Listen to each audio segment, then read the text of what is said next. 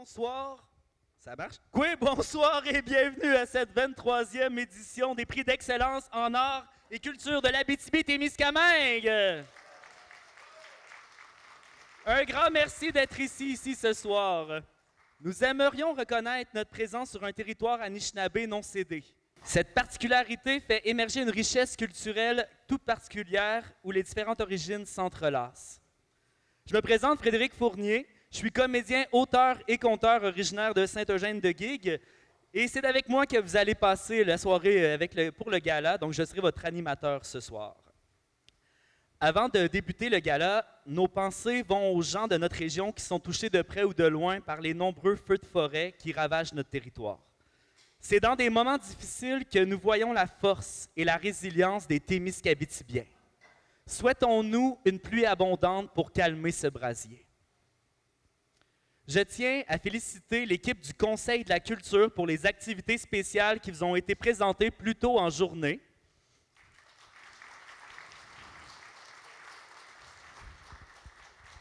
Je tiens aussi à souligner le travail effectué dans la refonte du visuel des prix d'excellence, un mandat réalisé avec brio par Ta Gueule Communication, ainsi que la musique de sa nouvelle vidéo promotionnelle, une création unique réalisée ici en région par Pete Chamberlain.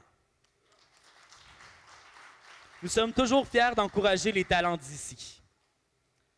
J'imagine que vous êtes aussi fébriles que moi de découvrir qui sont les lauréats et lauréates des 8 prix qui seront dévoilés au courant de la soirée. Donc, certains ont été déterminés par un jury, d'autres par les membres du Conseil de la culture de l'Abitibi-Témiscamingue ou par l'entremise d'un vote du public. D'ailleurs, pour le protocole, quand un gagnant ou une gagnante est nommé, il va juste savoir, en fait, à venir ici à ma droite et puis à monter l'escalier pour faire un mot de 2 à 3 minutes. Puis ensuite, les photos vont être faites à la fin, tout simplement. Donc, tous les partenaires et les gagnants, restez à la fin. Les photos vont se faire de l'autre côté de la salle. Donc, cette année, la discipline à l'honneur est l'histoire et le patrimoine dont le comité s'est inspiré pour l'organisation de cette journée d'activité. À chaque année, les prix d'excellence se tiennent sur un territoire différent. Cette année, soulignons l'implication et le soutien de la ville de Témiscamingue, hôtesse de cette 23e édition, en collaboration avec la MRC de Témiscamingue. Oui, on peut applaudir, absolument. J'inviterai donc maintenant M. Pierre Gingras, maire de Témiscamingue, à vous adresser quelques mots, en plus de vous dévoiler le lauréat ou lauréate de notre premier prix de ce soir, le prix Coup de cœur.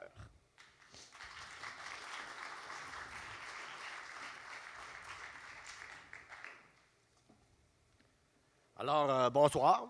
Nous sommes heureux de vous accueillir à Témiscamingue ce soir pour la tenue de cette cérémonie de remise de prix.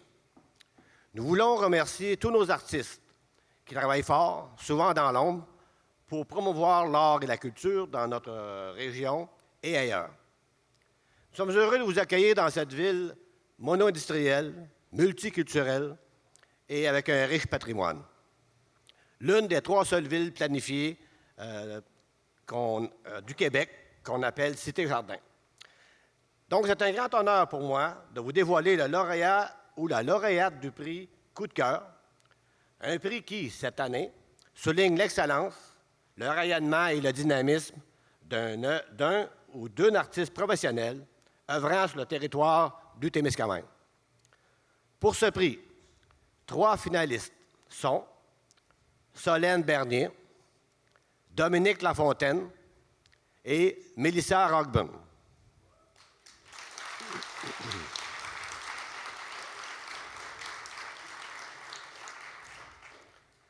De par vos accomplissements au fil des ans, nous nous devons de reconnaître la chance que nous avons d'avoir des artistes tels que vous sur notre territoire.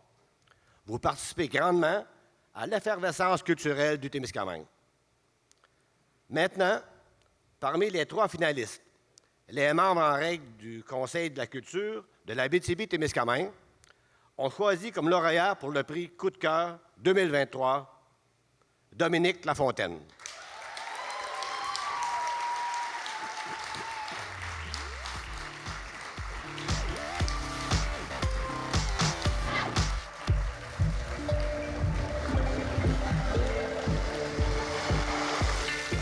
artiste, poète et musicien algonquin, les œuvres artistiques de Dominique Lafontaine, souvent audacieuses, humoristiques et absurdes, explorent les notions d'identité, de sens et d'appartenance culturelle.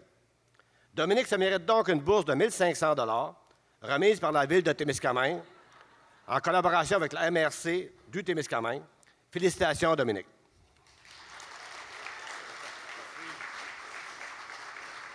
Merci, Chimigwich. Thank you. Ben, c'est ça, justement, je suis allé à la banque où je faisais du skateboard ici à Témis, quand je jouais aux Atomes, à l'ancienne Arena. Puis c'est quelque chose de revenir ici, puis d'avoir un genre de plein sac, de voir, OK, wow, je suis rendu artiste, je l'ai fait.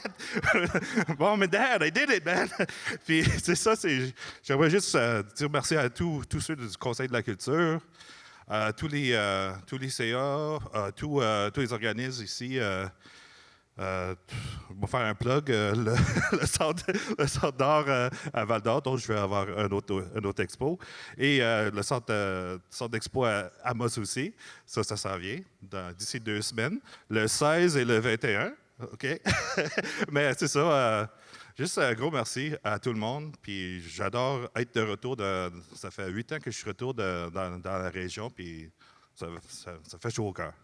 Chibougoch.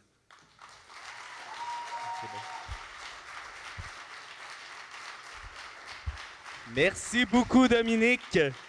Donc, avant de passer à la remise du prochain prix, mes collègues Hugo Boutillette et Mélissa Rockburn vous offront une prestation d'un conte tiré de notre spectacle Cœur à bois, qui est en tournée un peu partout en Abitibi-Témiscamingue cette année. En fait, j'ai été à la rencontre des gens de Témiscamingue et puis à partir de leur histoire, j'ai écrit un spectacle justement qui est présenté un peu partout et donc qui rend hommage à ces gens-là. Donc, dans le cadre du gala, nous avons scindé un conte en 2. Vous aurez la deuxième partie un peu plus tard. Donc, vous pouvez venir, mes amis. Voici donc le conte Jusqu'au dernier cri.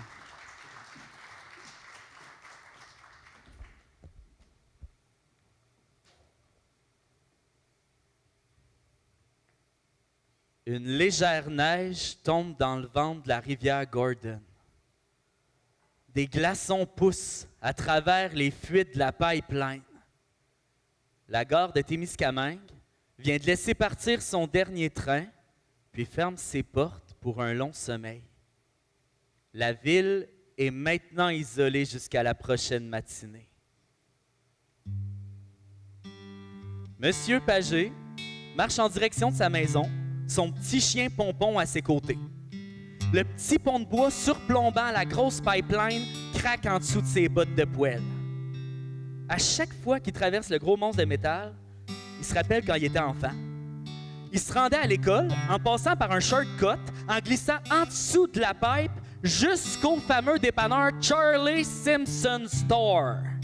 Le paradis des bonbons à une scène. Le manoir de la réglisse noire. Monsieur Simpson avait tous les bonbons du monde, les meilleurs du canton. Encore aujourd'hui, Monsieur Pagé traîne toujours avec lui son petit sac de réglisse noire dans sa poche de manteau. Il entend tout à coup un petit cri venant d'en dessous de la pipeline. Pompon fige, se met à japper. L'enfant hurle de plus en plus fort. Un petit gars, pas ben vieux, est collé au gros monstre de métal puis crie à ses poumonnées. Pompon lui liche le visage pour essuyer ses larmes de peur. Le vieil homme essaye de le déprendre, mais le suit de skidoo orange fluo du jeune est bien encastré dans le pipeline. Le petit gars est terrifié par l'idée de se faire dévorer par le gros monstre de métal, la plus grande peur des enfants témiscaminois! Monsieur Pagé traîne toujours avec lui son petit thermos à café. Il verse le restant de son contenant sur le manteau du petit gars. La magie opère. La tache de café s'imprègne dans le seau de skidoo, puis libère le prisonnier des griffes du monstre. Le jeune s'en allait au dépanneur, s'acheter un sac de réglisse noire pour lui et sa mère. Il est rendu 21h. Le propriétaire a déjà mis sa pancarte fermée dans sa porte d'entrée. Monsieur Pagé le regarde, un sourire en coin, sort son petit sac de réglisse noire dans sa poche de manteau. Hey! Les yeux du petit gars s'illuminent. Il le remercie 1000 fois, puis il se promet qu'à l'avenir, il va passer sur le petit pont de bois. Il marche vers sa maisonnée, son soude de skidoo taché d'une grosse tache de café. Arrivé chez lui, M. Pagé met une bûche dans son poêle à bois. Le froid hivernal lui traverse le corps. Il éteint son fanal, puis il se couche, emmitouflé avec son petit chien.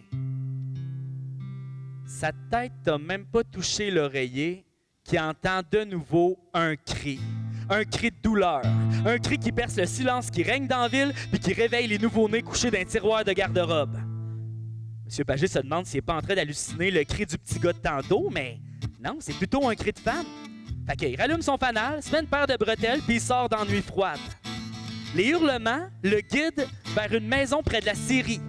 Une femme est couchée sur le dos en se tenant le ventre. Elle est en train de donner naissance à un nouveau bambin. Et elle a besoin d'un médecin, mais le seul problème, c'est que le médecin le plus proche est extrêmement loin. À Mattawa, plus précisément. Elle est veuve depuis peu de temps. Son mari est mort de froid.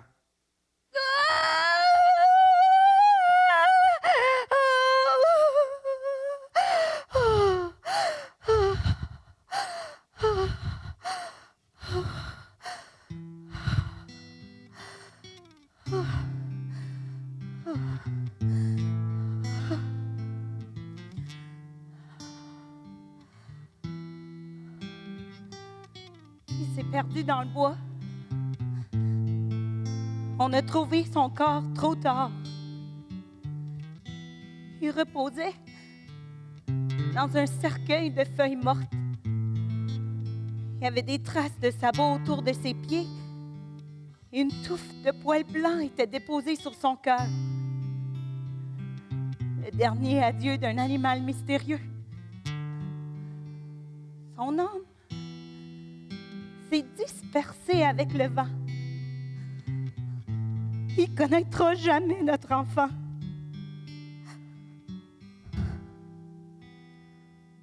On a entreposé son cadavre dans la grande glaciale Lomzin avec les autres défunts. Il dort entre 2 blocs de glace. Il attend le beau temps. Celui qui fera dégeler la terre pour l'accueillir. Oh, je l'aime à mourir.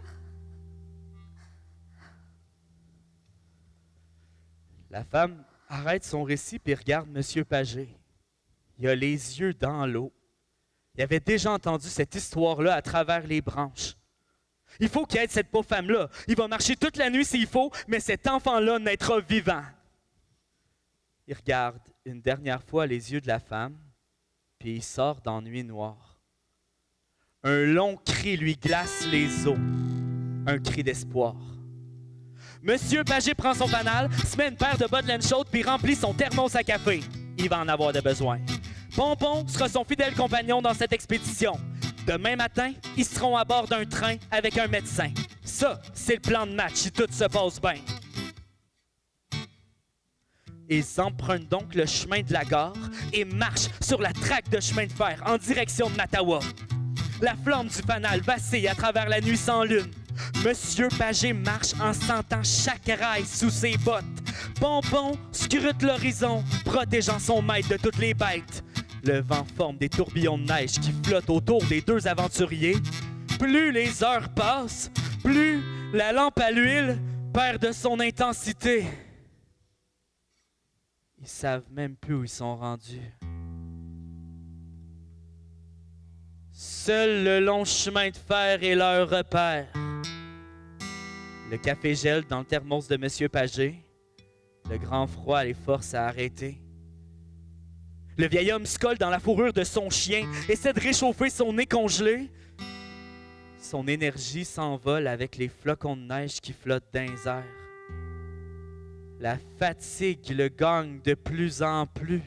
Le froid casse ses vieux os. Il ne réussira pas à se rendre à temps, à sauver l'enfant. Pompon liche le visage de son maître pour le tenir éveillé. Le vieil homme se sent partir dans le firmament. Son corps se fige dans le temps. Il est le vent.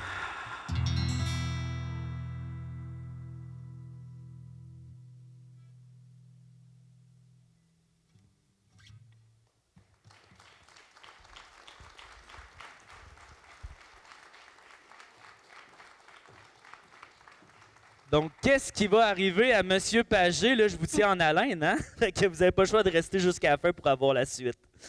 Donc, pour poursuivre cette remise de prix, accueillons une grande complice dans toutes les activités du Conseil de la culture, Anne-Marie Gendron, directrice régionale pour le ministère de la Culture et des Communications.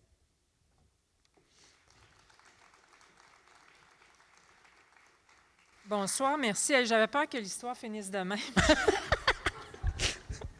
Je suis contente que ce ne soit pas le cas. Bonsoir. Alors, je suis heureuse d'être avec vous ce soir afin de représenter le ministère de la Culture et des Communications, comme on l'a dit. Le ministère est un partenaire qui est assez incontournable, je pense, au niveau de tout le milieu culturel de la région. Évidemment, on soutient par des programmes d'aide au fonctionnement, mais surtout, moi, j'ai envie de vous parler des ententes de développement culturel qui permettent de réaliser plein d'actions partout sur le territoire qui, finalement, ont des retombées là, vraiment directes pour les citoyens, les citoyennes, les Témiscabitibiens et Témiscabitibiennes. Je trouve ça tellement beau, je voulais le dire. Alors, c'est ça. Et on m'a trouvé une petite tâche ce soir qui est de présenter la discipline à l'honneur. Alors, la discipline à l'honneur pour cette 23e édition des prix d'excellence en art et culture est l'histoire et le patrimoine. Fondement de notre culture et reflet de notre société, l'histoire et le patrimoine nous entourent au quotidien par ses sites et bâtiments historiques, ainsi que dans nos valeurs et notre vitalité culturelle. Avec cette remise de prix, le Conseil de la culture de l'Abitibi-Témiscamingue jettera un regard délibéré sur ce que nos ancêtres ont bâti afin de leur rendre justice et de leur faire honneur dans nos choix de société pour aujourd'hui et pour demain.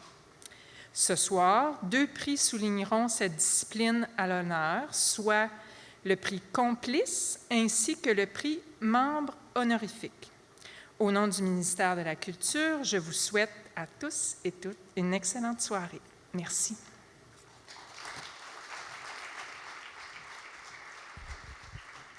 Donc, passons dès maintenant à la remise de prix membre honorifique qui salue l'implication de l'un des membres du Conseil de la culture de l'Abitibi-Témiscamingue dans son milieu. Pour vous présenter le lauréat ou la lauréate de ce prix, j'invite Madeleine Perron, directrice générale du Conseil de la culture de l'Abitibi-Témiscamingue, à monter sur scène.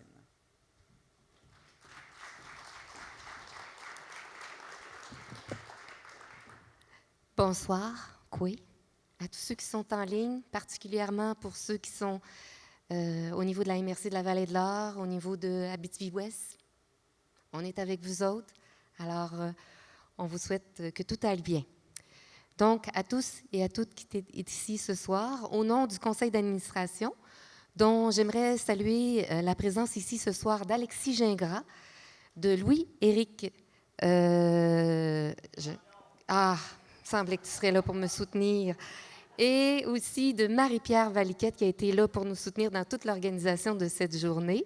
Donc, 3 des membres du conseil d'administration qui sont ici présents ce soir. J'aimerais aussi saluer l'équipe du Conseil de la culture, donc Caroline Pépin-Roy, qui est coordonnatrice de cette remise de prix, Camille Dallaire, l'agente de communication, Edma Annie Wellas, qui est l'agente de développement numérique, Lucie Baillargeon, coordonnatrice à la formation, Patricia Bédard, adjointe à la formation et à la logistique, et Christopher Camden, adjoint administratif.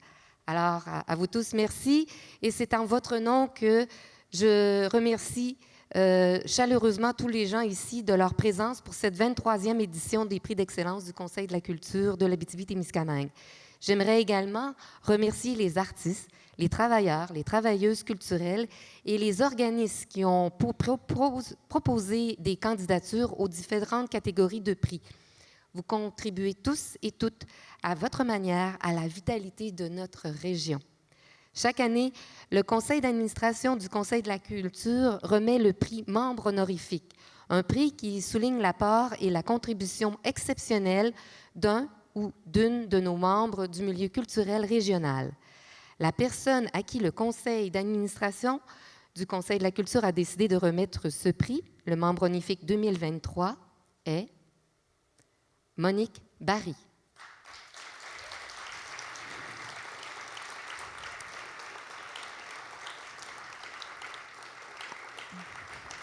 Alors, pour vous permettre de la découvrir un peu, d'abord, elle a été directrice à la Caisse populaire de Destar pendant 20 ans. Monique et son conjoint, Jacques Lavigne, s'établissent à Guérin en l'an 2000, dans la maison familiale des Lavigne, qui n'est rien de moins que la célèbre maison octogonale de Guérin, qui a été construite en 1910, un trésor patrimonial qu'ils ont restauré avec grand soin et amour. Dès son arrivée à Guérin, Monique trouve à s'impliquer dans sa collectivité, notamment dans la direction du musée de Guérin. C'est peu après son arrivée, nous sommes en 2005, que naît au sein de la Société du patrimoine Rivière-des-Quinze le projet d'une entreprise d'économie sociale qui fournirait un service de resto-dépanneur pour Guérin. Alors, c'est ainsi que le presbytère de Guérin devint le restaurant-dépanneur Souvenir d'antan, qui au départ offre aussi le service du bureau de poste, en plus de servir de bureau administratif du musée. Donc, c'est une belle façon de consolider son financement, tout ça. Pendant 18 ans, à la direction du musée, les projets et les défis n'ont pas manqué à Monique et son équipe de collaborateurs et collaboratrices. En 2008, la commémoration du centenaire de Guérin a été l'occasion de grandes festivités fort variées, accompagnées d'une exposition temporaire pour le musée et de la publication d'un important ouvrage historique. Monique a été la grande coordonnatrice de cet événement qui fut un véritable succès. Les années de direction de Monique ont vu s'établir de nombreux partenariats avec des institutions, des associations, des organismes subventionnaires et des gens d'affaires. C'est ce qui a permis d'obtenir les fonds pour mettre en branle un important chantier de remise à niveau des immeubles muséaux, l'extérieur du vieux presbytère et du clocher de l'église et de rénover entièrement l'ancienne chapelle. On peut donc affirmer, avec grande conviction, que la région, et plus particulièrement Guérin, ne serait pas le même sans l'apport exceptionnel de Monique, de Mme Barry, et nous sommes très heureux de pouvoir souligner l'importance de son travail aujourd'hui en lui remettant la distinction membre honorifique du Conseil de la culture de l'Abitibi-Témiscamingue. Monique se mérite un cadeau à saveur culturelle de son choix d'une valeur de 750 $. Alors, encore une fois, Monique, félicitations.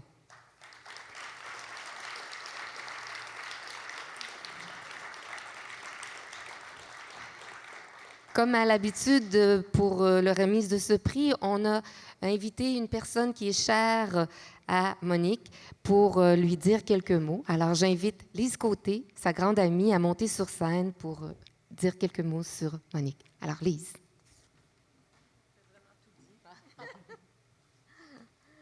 Bonjour. Bon, on sait que le patrimoine, on le sait, est un grand trésor du Témiscamingue avec des éléments rares et d'une grande variété. Mais la grande richesse de ce patrimoine, ce sont les gens comme Monique qui croient à l'authenticité et à l'importance de la mémoire et de la conservation.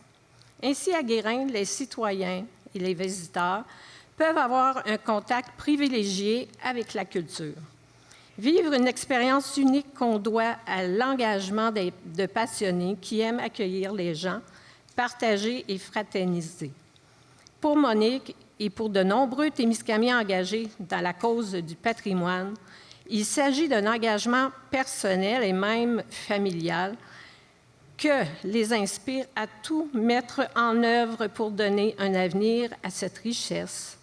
Si le musée de Guérin continue toujours sa mission première et même étendu son action comme le resto-dépanneur, c'est grâce à l'engagement des membres de la Société du patrimoine et de Monique en particulier.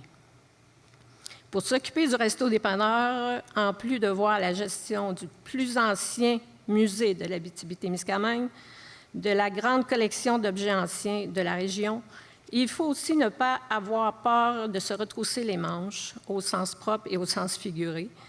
Et il faut croire au travail d'équipe avec des collaborateurs, des bénévoles dévoués et créatifs.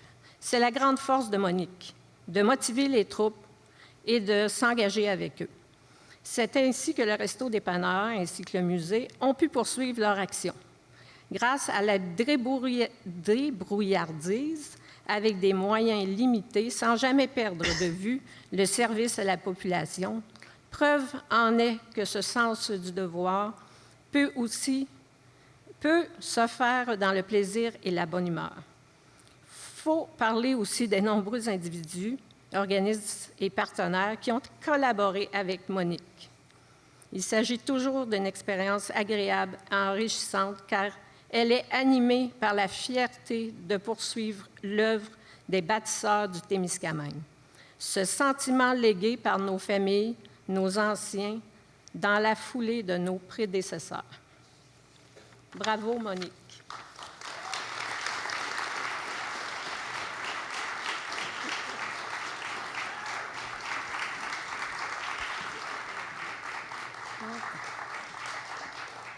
Merci, Lise. C'est très gentil ce que tu as dit.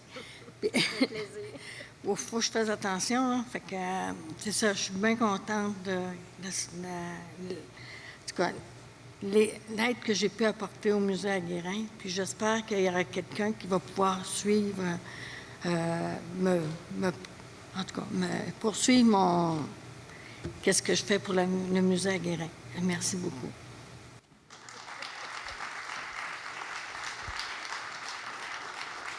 Merci beaucoup, Madame Barry. Encore félicitations.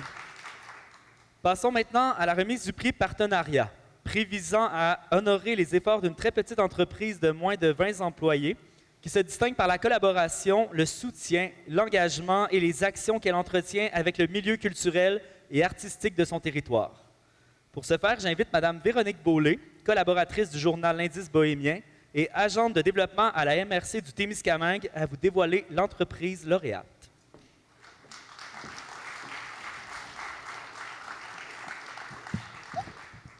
Bonjour. Comme à chaque année, l'Indice bohémien se joint avec grand plaisir au Conseil de la culture pour les prix d'excellence afin de présenter le prix Partenariat.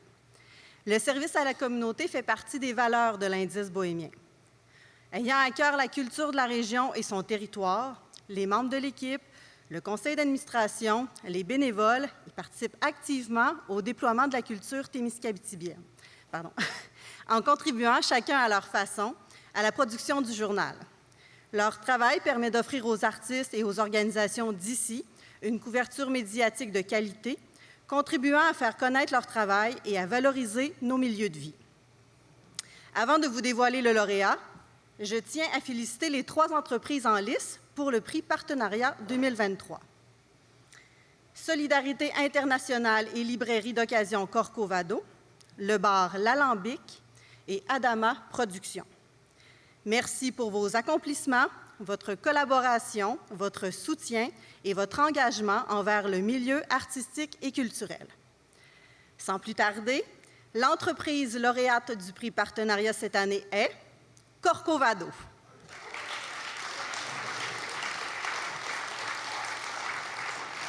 J'invite Marie-Lou Villeneuve, coordonnatrice de coopération internationale, à venir recevoir le prix.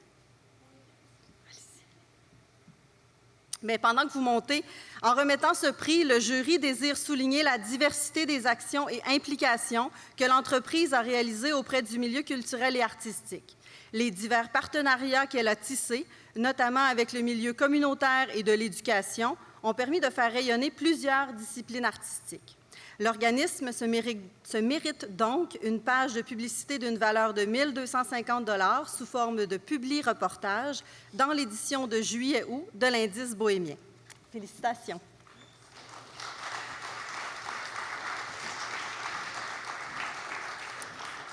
Merci beaucoup. Alors, Denise Trudel, qui est coordonnatrice de la librairie, et Élodie Leblond, représentante du CA, donc qui m'accompagne ce soir.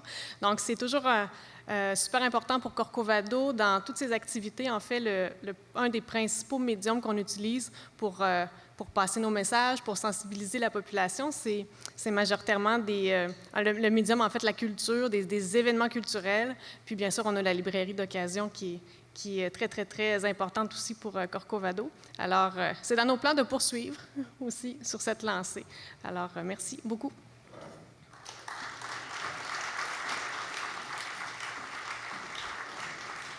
Merci. Encore félicitations à l'organisme Corcovado.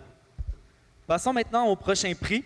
Pour la remise du prix Complice, prix soulignant l'engagement d'un travailleur ou d'une travailleuse culturelle de la discipline à l'honneur de 2023, soit l'histoire et le patrimoine, j'invite maintenant Mme Ginette Garon, gestionnaire de TVC9, à monter sur scène.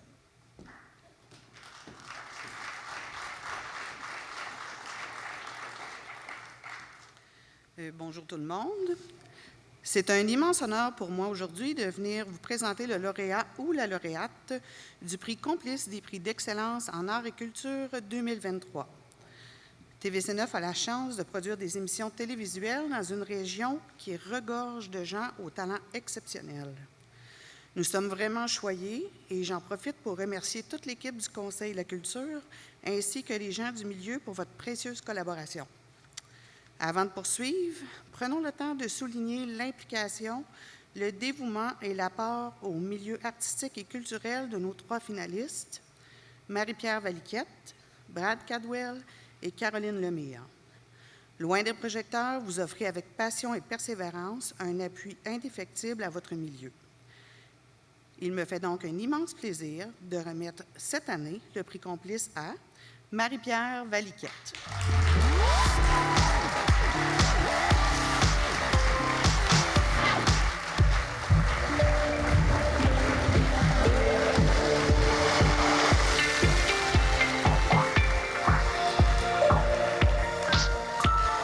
Par ce prix, le jury reconnaît l'impressionnante mobilisation que Marie-Pierre Valiquette a su créer auprès des partenaires de milieu économique, artistique et ses collègues de travail pour mettre en lumière l'histoire et le patrimoine de sa communauté Témiscamingue. Marie-Pierre se mérite une bourse de 1 000 $ ainsi qu'une capsule hommage de TVC9. Alors, je t'invite, Marie-Pierre, à venir dire un petit mot. Oh, non, l'autre. Félicitations. Merci. Je la laisse ici. Wow, merci. Merci. Wow. Hey, Fred est vraiment meilleur comédien que je pensais. Ça fait une semaine qu'il est chez nous, puis il n'a rien laissé paraître. Je ne sais pas quoi dire. Merci beaucoup au Conseil de la culture. Merci au comité qui me décerne le prix. C'est vraiment, ça me touche énormément de recevoir ce prix chez nous. Puis dans ma discipline qui est le patrimoine et l'histoire, qui est pas le milieu dans lequel j'ai étudié, disons. Donc, au début, c'était un peu pas à contre-cœur, mais il a fallu que je me l'approprie. Puis maintenant, c'est ce que je préfère de mon travail, qui n'est pas un travail toujours facile, mais le prix aujourd'hui, c'est vraiment... ça me fait vraiment chaud au cœur. Donc, merci. Félicitations, Marie-Pierre. Donc, avant de poursuivre avec la remise des autres prix, je vous invite à écouter une pièce musicale créée et composée spécialement pour l'occasion par mon ami et excellent musicien Hugo Boutillette. Originaire de Rouyn-Noranda, maintenant établi depuis 5 ans à Témiscamingue, Hugo passe ses journées à travailler à travers nos forêts témiscamiennes. Tantôt gars de bois, tantôt compositeur de musique, vous avez pu le voir et l'entendre dans le spectacle Manoranda et tout récemment dans Cœur à bois. Voici sa dernière création, Espoir boréal.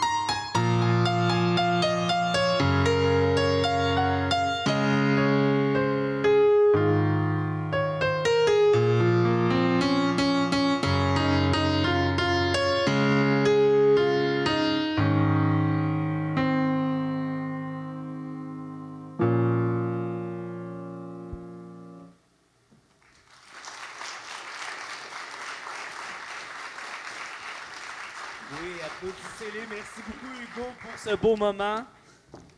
Donc, vous comprenez pourquoi c'est mon musicien, hein? Fait que vous pouvez l'engager si jamais vous avez besoin, là. Il est bien bon. C'est maintenant le temps de vous dévoiler le lauréat du prix Innovation, remis par le ministre régional et la députation de l'Abitibi-Témiscamingue. Prix pluridisciplinaire qui récompense les efforts et l'excellence d'innovation technologique, sociale ou organisationnelle d'un organisme culturel de la région. Pour ce faire, j'invite M. Marc Buteau, attaché politique de Daniel Bernard, député de Rouyn-Noranda-Témiscamingue, à vous dire quelques mots.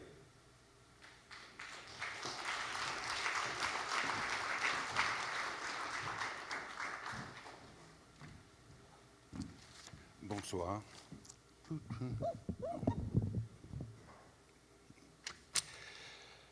Bonsoir. Je suis très heureux d'être parmi vous pour cette soirée de remise de prix d'excellence. Bien heureux de pouvoir, avec vous, contribuer à la reconnaissance de l'excellence d'organismes et qui, tout comme nos artistes, contribuent à... contribuent à donner couleur et saveur à nos vies. Avant de dévoiler l'organisme lauréat, je tiens à souligner le travail exceptionnel de nos 3 finalistes, soit les productions du Raccourci, la Corporation de la Maison du Moulon et Minotion. Je laisse maintenant le ministre Mathieu Lacombe, qui ne pouvait être avec nous ce soir, vous dévoiler le lauréat par le biais d'une vidéo. Bonsoir tout le monde. C'est un honneur pour mes collègues députés Suzanne Blais, Daniel Bernard et Pierre Dufour, et pour moi, bien sûr, de présenter ce prestigieux prix ce soir. Les prix d'excellence en art et culture de l'Abitibi-Témiscamingue sont un rappel de l'effervescence culturelle de notre belle région et ils mettent en valeur le travail et la créativité de nos artistes. Le prix Innovation est pluridisciplinaire. Il récompense les efforts et l'excellence d'innovation technologique, sociale ou organisationnelle d'un organisme culturel de l'Abitibi-Témiscamingue.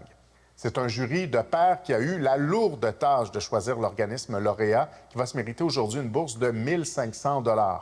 Donc, sans plus tarder, l'organisme qui remporte les honneurs cette année est Minwashin.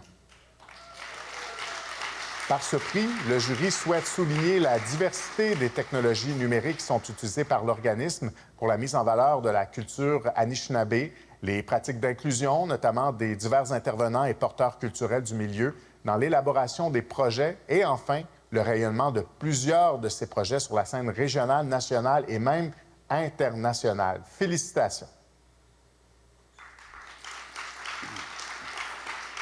Merci. Merci, Monsieur le ministre Lacombe, et félicitations à Minwashin. Puisque Caroline Lemire, directrice de Minwashin, ne pouvait être de nous ce soir pour accepter le prix, nous avons une vidéo de remerciement tout spécial à vous faire visionner. La voici. Hey, ngitsumirandane unagashik. Egi minugwa kijiki egi kende mungwa. Ashidas migwachnaga kenaga yeguga bibi tujazieti. Merci, je suis très content. Malheureusement, dans des circonstances qui sont exceptionnelles, je ne pouvais pas vous rendre visite. Mais je suis quand même très heureux d'être présent devant vous avec la technologie. C'est une merveilleuse affaire, ça, que la technologie. Fait que, Kitchimigwetch, bonsoir. Richard dit souvent, Mélenchon se doit d'être 2 coups en avant. Alors, cette organisation-là, je crois, mérite bien ce prix d'innovation puisqu'on essaie de trouver toujours des façons innovantes d'assurer la revitalisation de la langue, de la culture, du patrimoine. Alors, on est très reconnaissants et fiers et on va célébrer ça avec toute notre équipe ce soir. Alors, Kitchimigwetch, merci pour votre encouragement. Oui, Sada! Yeah!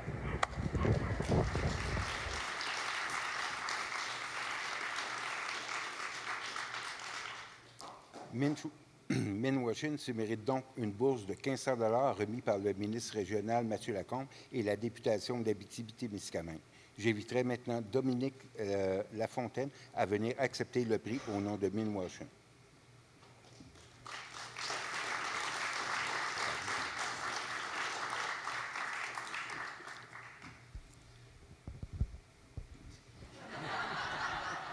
C'est moi encore. Non, c'est ça.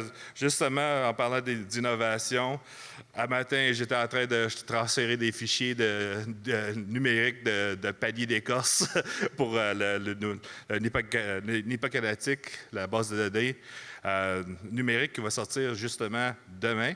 Puis je vous invite à checker ça. Puis c'est ça, je vous jure, il y a tellement de bons projets qui s'en viennent. D'innovation, vous n'avez aucune idée.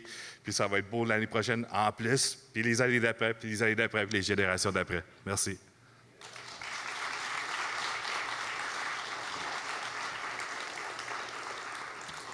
Merci Dominique et félicitations à Minochin. Merci beaucoup.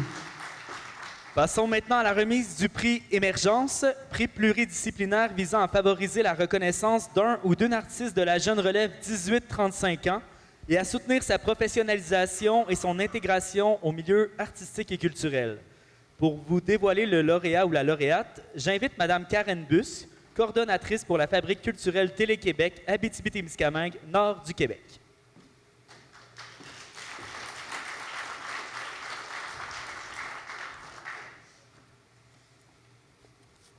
Bonsoir à toutes et à tous. Évidemment, ça me fait vraiment plaisir d'être ici. Merci tout particulièrement au Conseil de la culture d'organiser cette belle cérémonie, puis de nous faire découvrir, je suis déjà venue passer par ici, mais de vraiment nous faire découvrir, de tenir des événements sur l'ensemble du territoire. Merci aux gens de Témiscamingue qui nous accueillent, c'est vraiment beau chez vous. Merci aussi à tous les travailleurs culturels.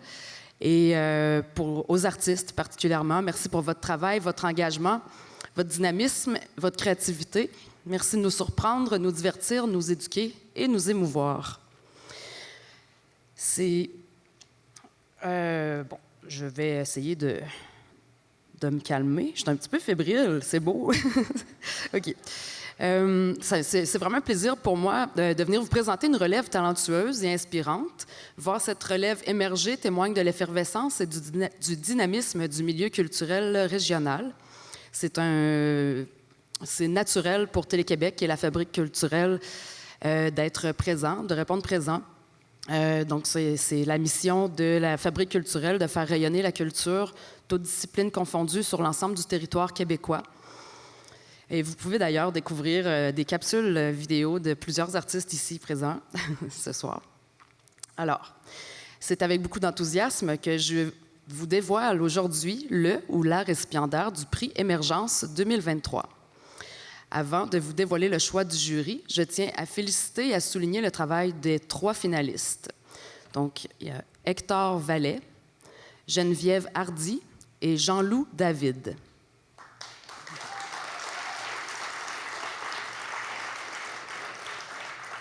Il est maintenant venu le moment d'annoncer qui sera le ou la grande gagnante du prix Émergence cette année. Et j'ai nommé Jean-Loup David. Bravo, je t'invite à monter sur scène.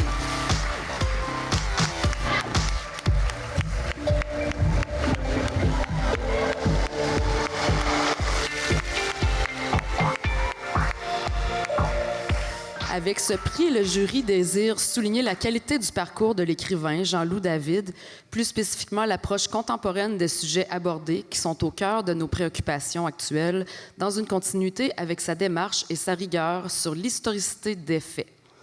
Jean-Loup se mérite une bourse de 1 500 $ ainsi qu'une capsule de la Fabrique culturelle de Télé-Québec. Félicitations, Jean-Loup. C'est pour toi. Merci. Je laisse la parole.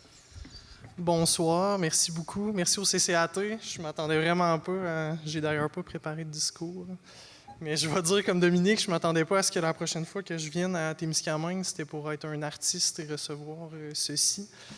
Je pense que la dernière fois que je suis venu, c'est il y a 4 ans, puis j'étais dans l'hôtel, comment il s'appelle? L'hôtel canadien sur le bord de la rivière Kipawa, puis je plantais des arbres là-bas. C'était une époque moins florissante qu'aujourd'hui.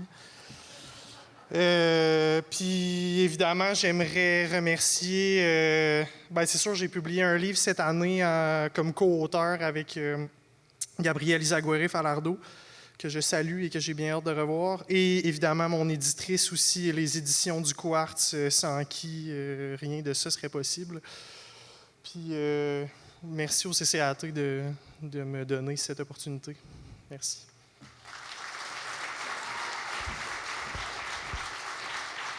Félicitations, Jean-Loup. Poursuivons avec la remise du prix du public TVA Abitibi-Témiscamingue. Avant de dévoiler le lauréat ou la lauréate, prenons un moment pour annoncer qui, parmi tous les gens qui ont voté en ligne pour leur artiste favori, remportera l'œuvre de Patrick Nino Oulouman, Gracieuseté de la Fontaine des Arts. L'œuvre est juste là. Est-ce qu'il y a moyen peut-être de l'amener sur la scène, je crois? Ça s'en vient. Je vais continuer à faire la présentation en même temps qu'on amène l'œuvre. Donc, Patrick Nino Oulouman est un artiste autodidacte et étudiant en sciences de l'environnement à l'UQAT. Originaire du Cameroun, il vit en Abitibi-Témiscamingue depuis 2020. Son cheminement en art visuel débute à son arrivée au Canada alors qu'il découvre par hasard des vidéos de l'artiste Kalen Shob. Il se lance donc dans la peinture abstraite à l'acrylique avec pour seul but de décorer son appartement. Vient alors le besoin d'utiliser l'art visuel comme miroir de ses émotions. On se souvient qu'on était à ce moment en pleine pandémie. Il décide donc de s'investir activement dans l'apprentissage des différentes techniques de l'art abstrait. Il apprend à dessiner au fusain et réalise une série de tableaux qui a été exposée à la Fontaine des Arts de Rouyn-Noranda. Pour lui, l'art est pour l'homme aussi vital que l'air qu'on respire ou l'eau que l'on boit. Chaque œuvre qu'il produit doit répondre à un besoin fondamental émanant de son âme, où, je cite, « La perfection et la plénitude du bonheur de son prochain est le but de l'existence, et l'art est un allié dans cette mission. » Donc, le grand gagnant de cette œuvre est Jonathan Côté de Saint-Bruno de Guigues. Félicitations, Jonathan. Donc, TVA Abitibi-Témiscamingue vous contactera sous peu afin que vous puissiez récupérer la magnifique œuvre de Patrick Nino Oulouman. Maintenant, afin de remettre le prochain prix, j'invite à nouveau Mme Madeleine Perron à monter sur scène. Francis Beauvais, directeur général RNC Média Abitibi-Témiscamingue, tenait à vous présenter lui-même le ou la gagnante du prix du public TVA Abitibi-Témiscamingue. Puisqu'il ne pouvait être présent ce soir, il nous a préparé une vidéo afin de vous dévoiler l'identité du ou de la gagnante. Écoutons-le. Bonjour, c'est un immense plaisir pour moi et toute l'équipe de TVA Abitibi-Témiscamingue de dévoiler aujourd'hui l'artiste qui remportera le prix du public TVA Abitibi-Témiscamingue. La télé régionale est partie prenante du développement des arts et de la culture dans la région au quotidien. Nous sommes heureux d'y contribuer grâce à ce magnifique partenariat avec le Conseil de la culture de l'Abitibi-Témiscamingue. Pour le rappel des finalistes, visionnons d'abord la capsule vidéo diffusée sur nos ondes récemment.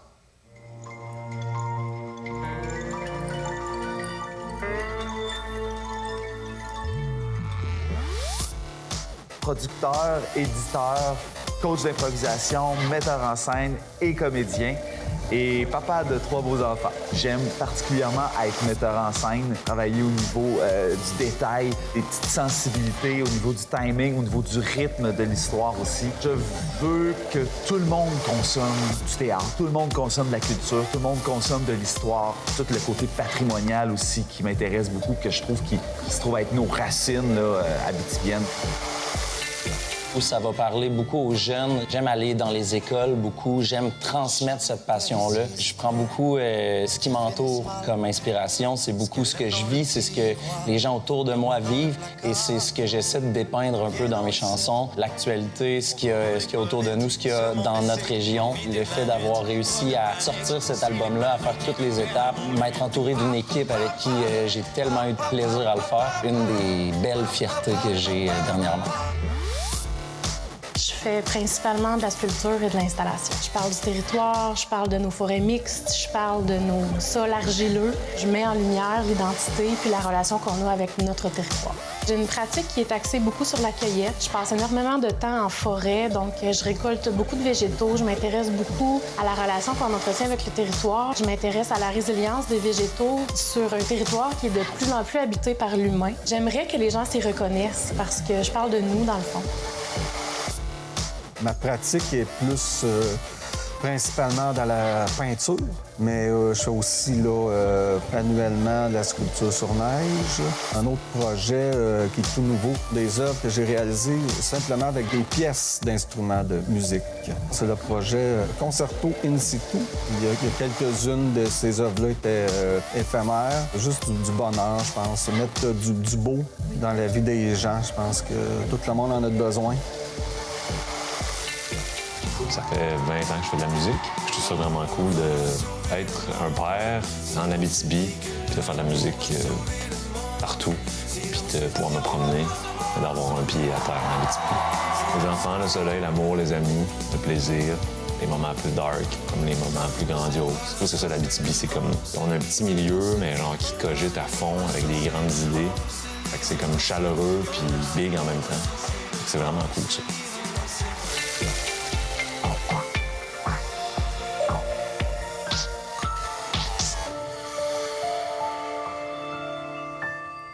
Sans vous faire languir davantage, cette année, le prix du public TVA Abitibi-Témiscamingue est remis à Émilie Bécoté. Émilie Bécoté est une artiste en art visuel qui réalise des projets ancrés dans le territoire et qui questionne les notions d'environnement, d'appartenance et d'identité. Ses œuvres font, entre autres, partie de la collection du Cégep de l'Abitibi-Témiscamingue. Émilie remporte une campagne publicitaire gratuite d'une valeur de 1500 $ remise par TVA Abitibi-Témiscamingue.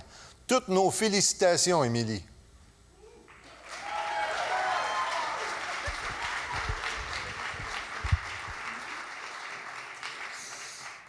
Allô?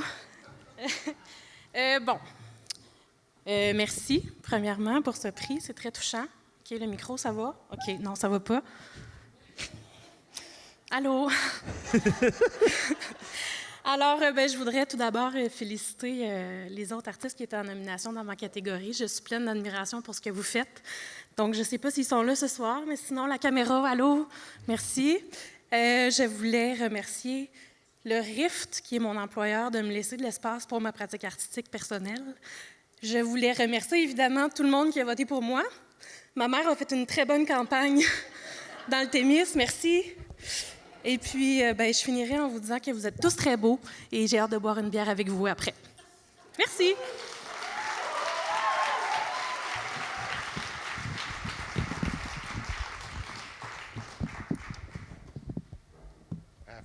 Ça se passe-tu, Néo? OK. Donc, félicitations, Émilie. Vraiment content pour toi. Avant de vous présenter le lauréat ou la lauréate du dernier prix de la soirée, êtes-vous curieux de savoir c'est quoi qui se passe avec M. Pagé? On l'a laissé dans le bois, c'est ça. Fait qu'on va aller voir la suite. Donc, voici la deuxième partie du conte, jusqu'au dernier cri.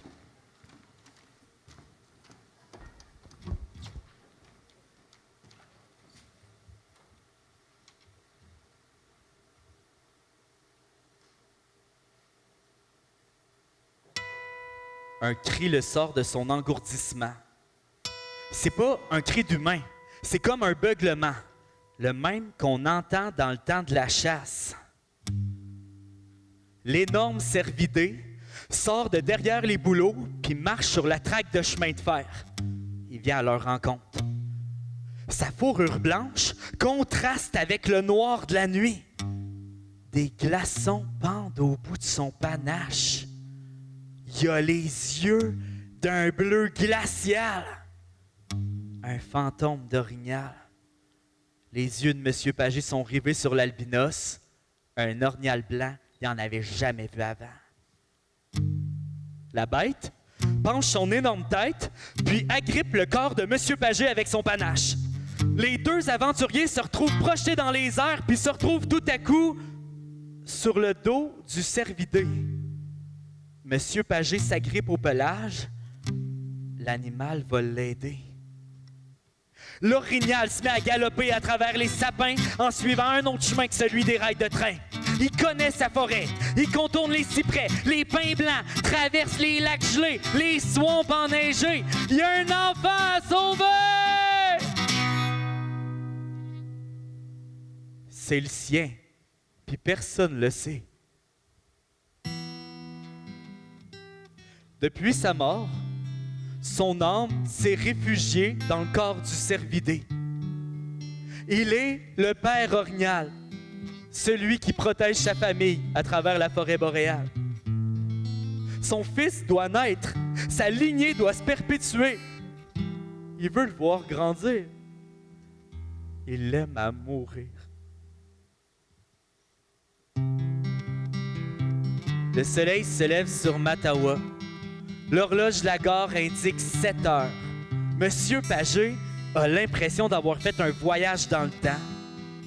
L'animal dépose ses 2 aventuriers, fait un signe de révérence vers eux.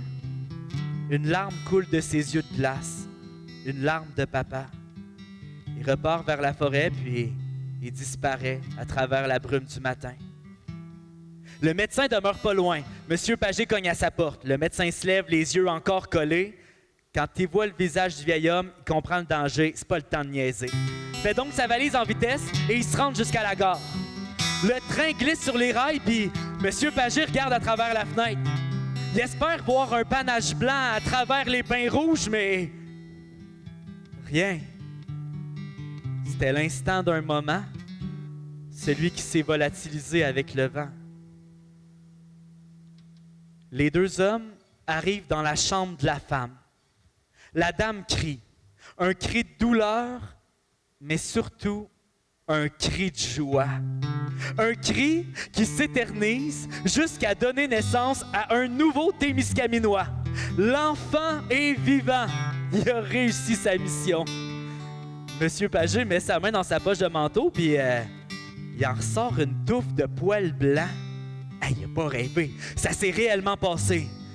Il va garder le secret, mais un jour, quand le petit sera grand, il va lui raconter son aventure.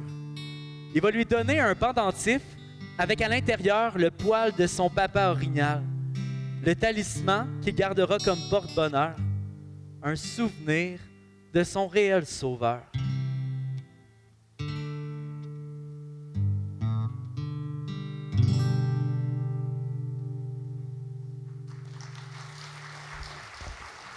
Merci beaucoup.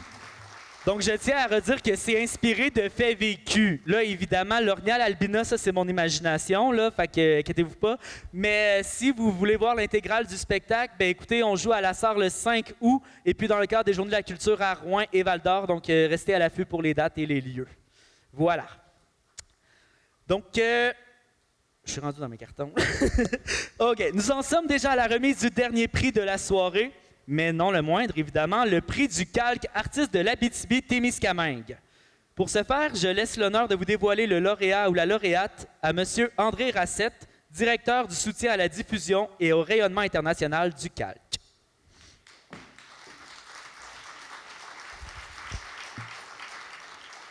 Merci beaucoup, merci. Les orignaux blancs, avez-vous déjà vu ça, vous autres? Il me semble que ça existe, non? Oui. Distingués invités, Monsieur le maire, merci de nous accueillir dans votre magnifique ville. Je suis vraiment très heureux d'être ici ce soir pour remettre le prix Artiste de l'année au nom du calque.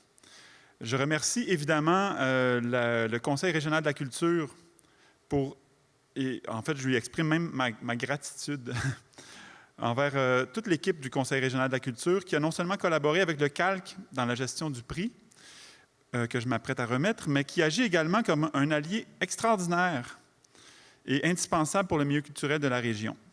Les artistes et les organismes d'ici peuvent compter sur vos précieux renseignements, votre concertation du milieu et bref, votre soutien constant leur permettant de s'épanouir pleinement dans leur pratique artistique et participant par le fait même à toute la vitalité culturelle du territoire.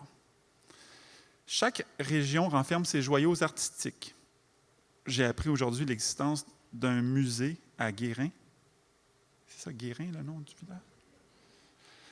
Des festivals aussi qui sortent de l'ordinaire, des lieux de diffusion et de création uniques, des artistes et des organismes qui s'inspirent de leur histoire et de leur communauté pour créer des œuvres absolument sublimes. Encore aujourd'hui, en remettant le prix Artiste de l'année, nous saluons l'excellence des réalisations d'un créateur ou d'une créatrice d'ici, ainsi que son parcours artistique étonnant.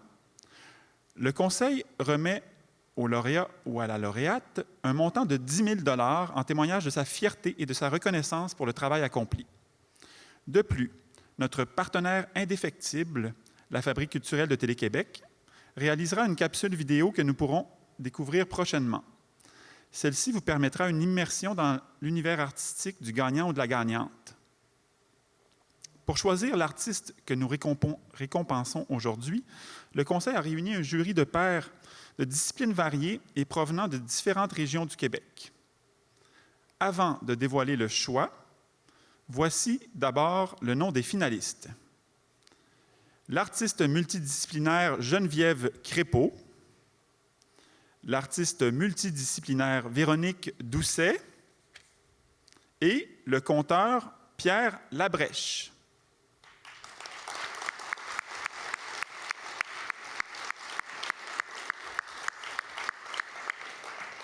Sans plus tarder, voici le lauréat ou la lauréate du prix Calque Artiste de l'année en Abitibi-Témiscamingue,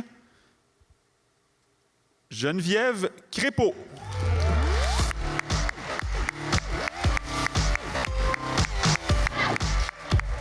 Les membres du jury ont souligné la prise de risque assumée et la démarche forte de Geneviève Crépeau, faisant d'elle une artiste très dynamique qui surprend toujours. Ambassadrice de Rouyn-Noranda, elle ne cesse de créer des liens dans sa communauté et l'impact de sa contribution y est notable. Toutes mes félicitations.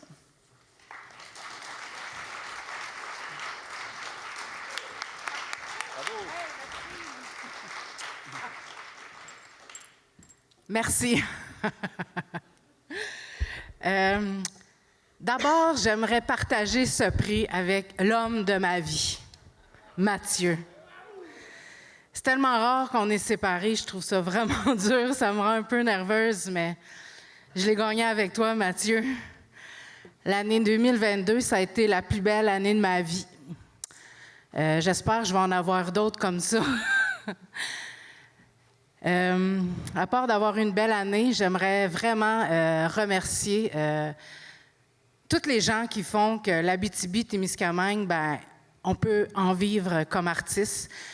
J'ai eu le privilège d'exposer au RIF, de collaborer avec Émilie Bécoté et Amélie Cordeau, des personnes d'exception. Le Témiscamingue, j'adore.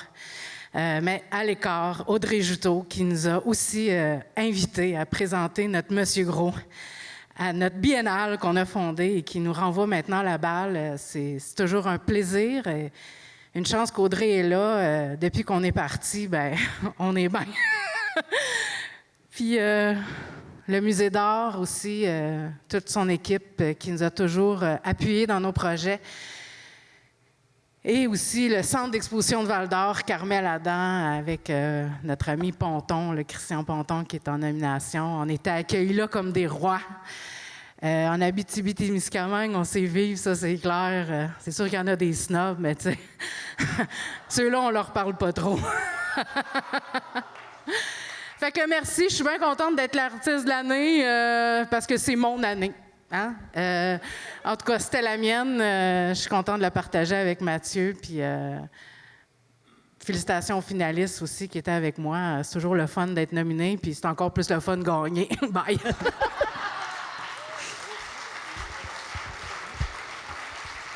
Donc, un immense merci à tous et à toutes d'avoir été présents pour cette 23e remise des prix d'excellence en art et culture de l'Abitibi-Témiscamingue. C'est tous ensemble que nous parvenons à créer un milieu culturel foisonnant, inspirant, qui continue d'évoluer et de faire rayonner ses couleurs, même en dehors des frontières de la région. Merci à toute l'équipe du Conseil de la culture qui a offert une prestation de travail d'équipe hors du commun et guidée par sa directrice, Mme Madeleine Perron.